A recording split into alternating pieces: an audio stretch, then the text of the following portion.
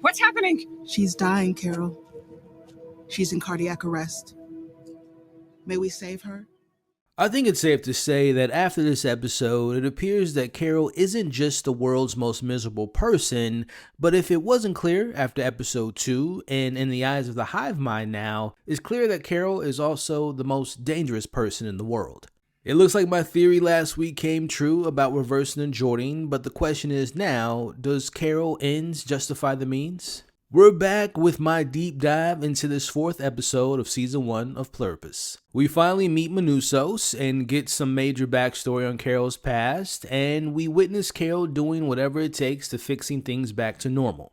With all that said, let's discuss and break down this episode. Full spoilers ahead. This episode opens with us officially meeting Manusos, a character we've obviously been aware of, but we've never seen before until now. And what an interesting introduction this was. We find him in what appears to be his own self-made bunker, aka his office in his self-storage facility in Paraguay, as we were told. He's got a timer running, meticulously jotting down different radio frequencies in a notebook, resetting the timer with each new attempt to reach anyone who isn't affected. Now, here's where things get interesting. We see that food doesn't come easy for him in his office, or at least he set it up that way, as he takes a can out of the trash and licks whatever remains he can taste from this can, as we see Manuso sees one of the affected collecting a tray of food that he hasn't accepted and replacing it with a new set of food in hopes that he takes their offer to eat. They're still using the same strategy, offering fresh tray of food as a peace offering. But Manusos, like Carol, isn't easily swayed. We see him remove the barricades he's built in his office, and he now has a crowbar in his hand as he heads towards the front gate. For a second, you can see the hunger taking over and that primal urge to take this tray of food, but it passes. He knocks the tray over with his crowbar, sending the food scattering everywhere. Now we see that he's not falling for it, reason being that he probably assumes that the food is tampered with and it's designed to turn him into one of the hive mind. Now, back in the office, we see him writing out a formal note for his customers, apologizing for being obligated to opening their units. It's also comedic in his level of normalcy. Who's going to read this note? Who cares about him breaking into these storage units in a global apocalypse? Yet, it does underscore his character again, as it shows us that he's a stickler for the rules, for order, even when complete chaos reigns. Now we watch as he goes through various units after units, desperately searching for anything edible to eat. But unfortunately, most of it is either old or expired or just completely useless. But it's not all bad. We cut back to his office where he's laid out his treasures, which are 3 cans of dog food, some sugar packets, a creamer, and a few pieces of candy, a truly depressing feat. But then the phone rings. This was all a lead up till Carol called him from the previous episode on the plane, but now we're seeing it from his perspective. And now we can understand his abruptness, his levels of anger towards Carol makes perfect sense now. The man was starving and he was eating literal dog food, and of course he's isolated and most likely broken by what happened to the world. Now it's clear that he was assuming that this was an affected person calling him. Again, his frustration in this moment is completely understandable. But as we know, after he hung up on Carol a few times and Carol cursed him out, but we see something clicks after this exchange. He realizes something. There's at least one person in this world who isn't affected. He's been completely alone, convinced the world was lost by the joining into this very moment. As he quickly writes Carol's name down in his notebook and writes Carol potentially Turkish, making a connection to this unexpected voice. Now, as I mentioned last week, it truly appears that Manusos and Carol share some undeniable similarities. Firstly, neither one of them can stand the hive mind. They don't trust them, they won't accept their offerings, and they refuse to succumb to any of their kindness. Secondly, they both seem to share a common interest in not joining the rest of the world and preserving their individuality against the tide. And lastly, they both obviously share a common level of intense temperament, which given the circumstances is again more than understandable. Now I do wonder now, by discovering there's another person unaffected, will Manusos reach out to the hive mind and want to set up a meeting to meet Carol? Let me know in the comments below which one of these characters, Carol and Manus, do you think will set up an actual in-person meeting to see the other person first? Let's talk about it in the comments below. It is now day 7, hour 8, 42 minutes and 33 seconds. We find Carol leaving the hospital with Zosha's blood still on her as she looks for a new ride to drive back home. Now, Carol does find a car, but it's pretty banged up, and it happens to be playing Christina Aguilera's Genie in a Bottle, which is kind of hilarious when you consider how the hive mind operates as kind of like a genie that's wishing anyone's wishes, but it comes with dangerous strings being attached, as Carol sees a cop car and takes that instead. Hi, Carol. Can you hear us? If you feel like responding, all you have to do is pick up the handset and speak into it. Now they're checking in on Carol, and they even offer to retrieve her own car back and even removing her breathalyzer, but Carol denies. She's not interested in favors, as we know. She's more interested in this episode in finding answers to the important questions. As she pulls up to her house, she finds the others, including the mayor, who are here to fix the mess that the explosion caused. Now inside, we find Carol in her office, and we see Carol's previous ideas for her 5th book of her series, which includes things like Killer Stan, Sand Floods, Raban dying again, but for real this time, and some things for her to research. Now we watch as she's about to erase these ideas, but she doesn't, which makes me think that she maybe wants to continue one of her books or continue the book that she thinks will mean something to people, something that we should continue to keep in mind for later, as she brings up a clean board and starts a list of everything she knows so far about the infected. Now in this order, we see her write down the following. They do whatever to please her, including giving her an atomic bomb. They can't kill, they don't play favors, and they want to change her. And the last note is that they're weirdly honest, which sparks an idea for Carol and is the central plot for this episode, and that being, can the join truly lie? Now Carol invites one of the infected, Larry is his name, inside of her house as she needs to test this honesty theory. Her first question is simple. Do you like my books? Larry's response is immediate and overly vague. He says they love her books because they are her and they love her. And it sounds like the hive mind isn't being fully honest, as Carol pushes for specificity. Larry and the others start to recite a random page of one of her books, as they go even as far to say that her work is just as good as some legendary writers like Shakespeare. Larry expresses how they've experienced Carol's books by bringing up one of Carol's diehard fans and how Carol's work kept her from taking her own life. Now, sensing this isn't going where she hoped, Carol brings up what Helen thought of her books, removing the rule that prevents the infected from discussing Helen's memories. Now, we can see that Larry and the hive mind try to avoid this answer, but Carol gets him and gets them to tell the truth. Helen thought that Carol's books were harmless, more accurately, cotton candy. She felt Carol knew her audience and she was proud of her, but it wasn't high art necessarily. Even worse, when Carol asks about her unfinished novel, Larry tells her that Helen thought that it was fine, or maybe just fine as in good? Or fine as in meh? Meh. What about the last 200 pages? She didn't even read half of the novel. She only suggested Carol publish it because it made Carol happy. Finding this out clearly kind of upset Carol to a degree, but oddly enough, Helen basically innocently lying is similar to what the hive mind does. They do or say anything to make Carol happy. But this conversation actually proved to be the golden ticket. The hive mind can't lie about fundamental truths, even if it causes Carol pain. Now we watch as Carol goes back to the board of ideas and she adds that they can't lie, something I mentioned in my last breakdown. With her new discovery, Carol visits Zosha at the hospital. Now Carol in her own way apologizes to what happened with the grenade situation, but the hive mind says that it wasn't her fault. As Zosha shares some fun facts about the officer whom Carol is using, Carol wants to ask Zosha some questions. She wants to know if they have a better understanding of the joining, despite not knowing when Carol first spoke to them back in episode 1.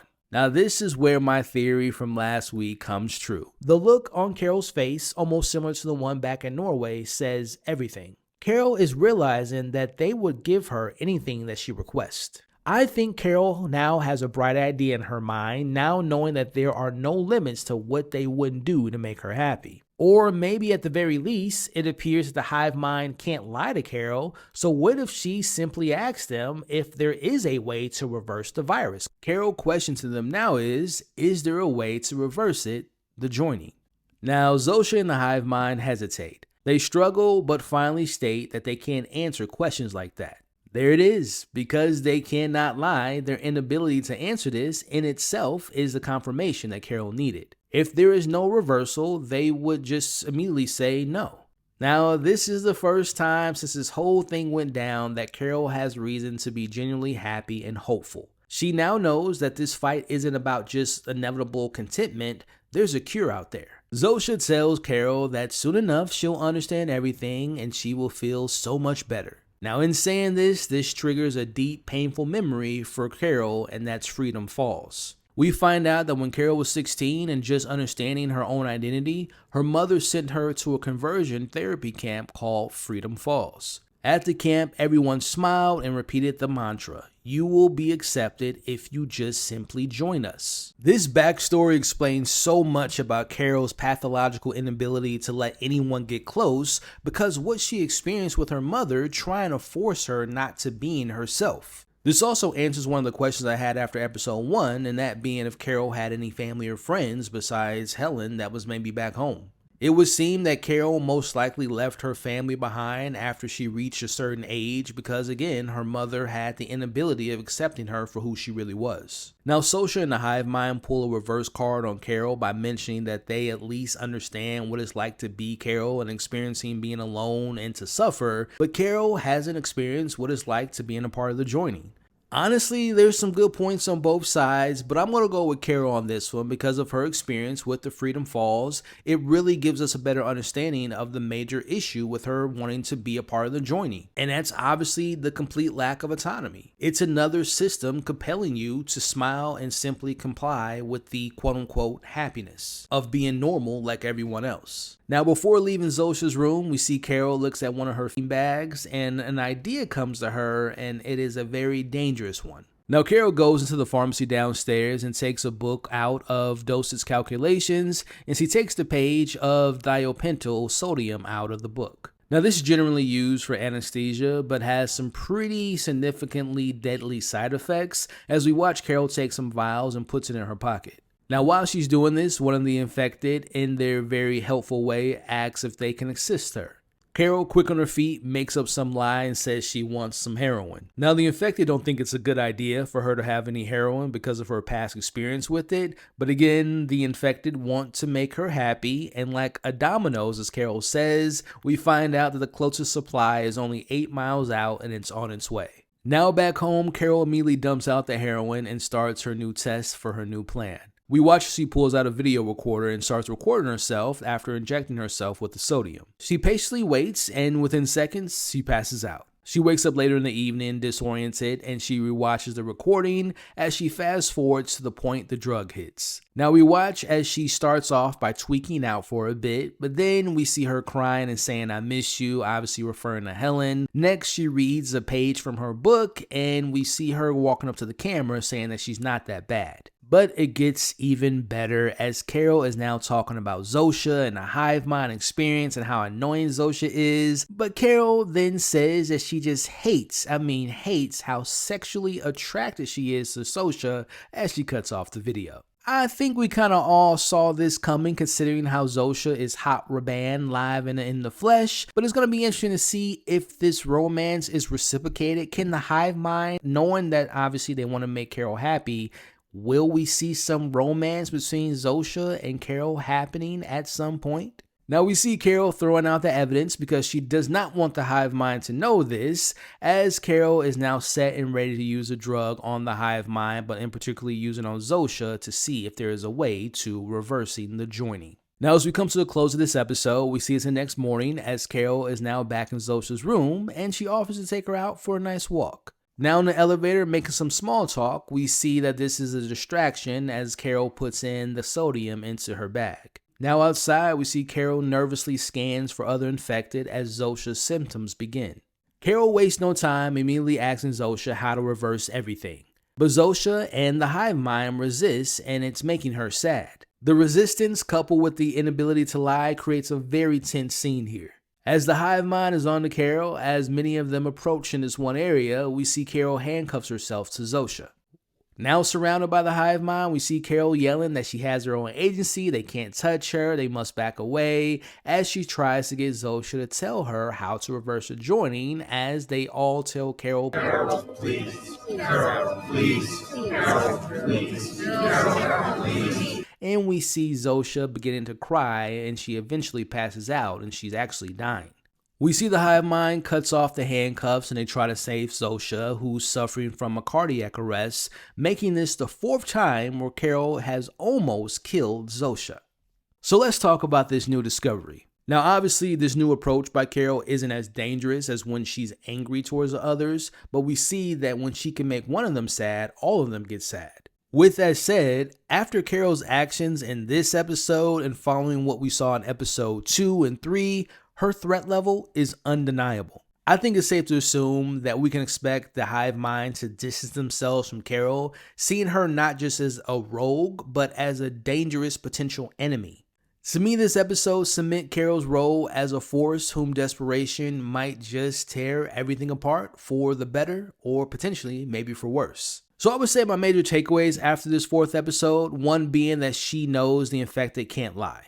She can now trust their statements, giving her clarity and, ironically, the only genuine, if painful, honesty she's received maybe in years. Second, she now knows that this whole hive mind can be reversed. This gives her a target and purpose beyond just surviving endless happiness. And finally, we understand the core of Carol's resistance isn't just stubbornness. It's deep-seated trauma fueled by her mother who tried to convert her, making the joining's push to conformity all the more terrifying to Carol.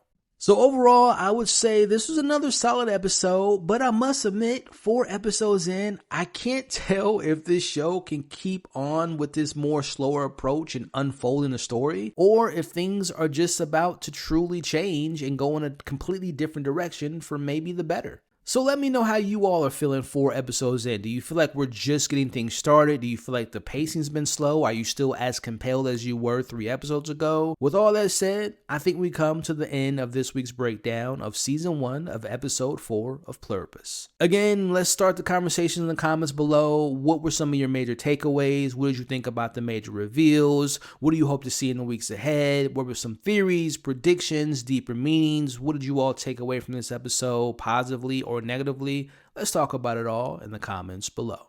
Thank you all for watching or listening to this week's breakdown.